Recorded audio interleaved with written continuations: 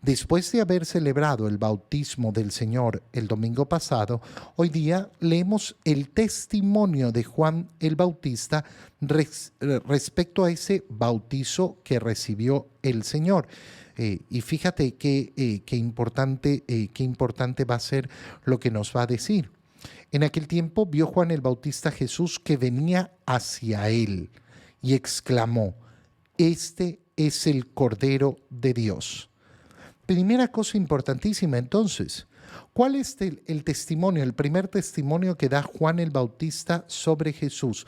Este es el Cordero de Dios. Si yo no entiendo lo que significa la expresión el Cordero de Dios, entonces voy a tener serios problemas para entender la salvación. Serios problemas para entender la salvación. Porque voy a pensar, ay, sí, qué lindo el corderito. No, esto no es el corderito perdido, no son las 100 ovejas de las cuales se perdió una y el pastor fue y la puso en su hombro. Esa es otra imagen. Ese es el Cordero de Dios. Y el Cordero de Dios tiene una connotación de sacrificio, de un animal ofrecido en sacrificio a Dios. Esto es lo que significa el Cordero de Dios. El Cordero que ha sido separado de los demás, que no va a ser utilizado para el provecho de los hombres, sino que va a ser sacrificado en honor a Dios. Por tanto, cuando yo digo el Cordero de Dios, ¿de qué estoy hablando? Estoy hablando de un sacrificio.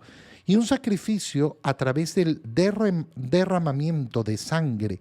Un sacrificio que implica la entrega de la vida. La imagen del Cordero la vemos presente en la antigua alianza con especial énfasis en dos momentos. El primero, el sacrificio que Dios le pide a Abraham sobre su propio hijo y su único hijo Isaac. Dios, que le ha dado a ese único hijo en su vejez, le pide a Abraham que lo sacrifique.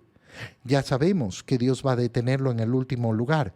Pero Isaac, yendo a realizar el sacrificio sin saber que Dios había pedido que él sea sacrificado, le pregunta a su padre Abraham: Padre, llevamos todo, pero no tenemos al cordero. Dios proveerá al cordero.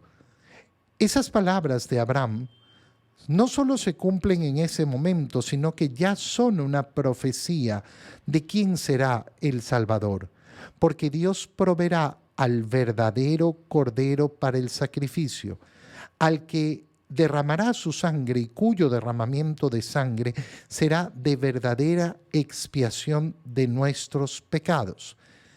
Y efectivamente esa escena concluye con que Dios le impide a Abraham sacrificar a su hijo y hay un cordero enrollado ahí para poder ser sacrificado, por lo cual Dios entregó, proveyó ese cordero. La segunda escena es la Pascua.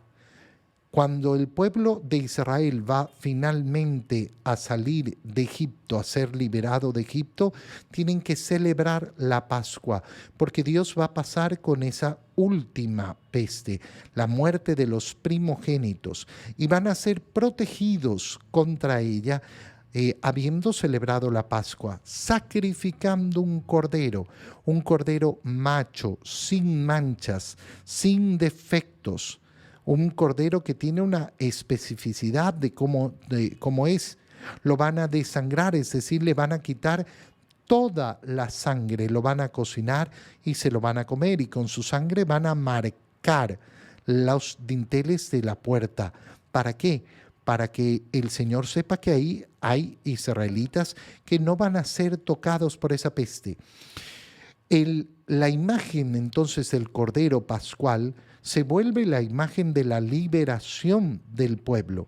Y por eso el pueblo va a ser llamado a celebrar la Pascua todos los años. Bueno, eso también está implícito en esa imagen del Cordero de Dios.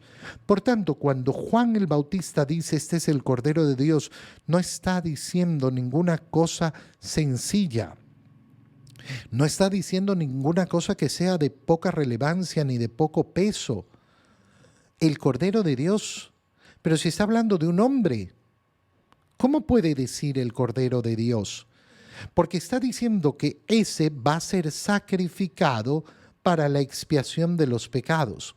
Y por eso lo especifica. Este es el Cordero de Dios, el que quita el pecado del mundo.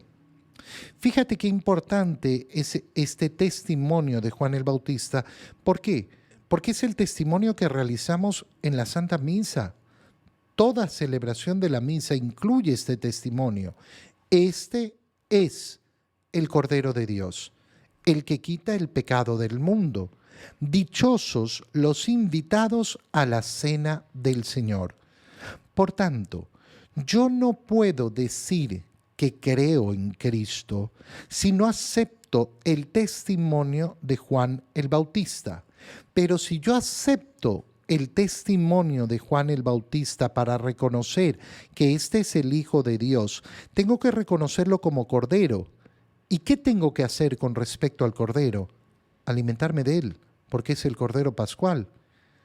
Ahí es que entendemos la profundidad de las palabras del Señor en la última cena, mostrándose verdaderamente como el Cordero Pascual. Tomen y coman, tomen y beban.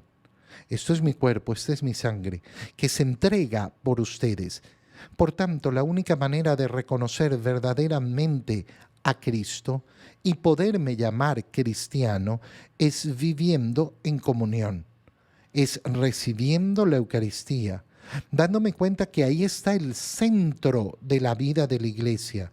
Aquel que quiere poner la Eucaristía a un ladito, no, lo importante es el amor al prójimo y ser buenos con los demás, y lo importante es que yo rezo y hago el rosario y pertenezco a no sé qué grupo, pero ¿comulgas o no? Ah, eso no. Esto era el centro,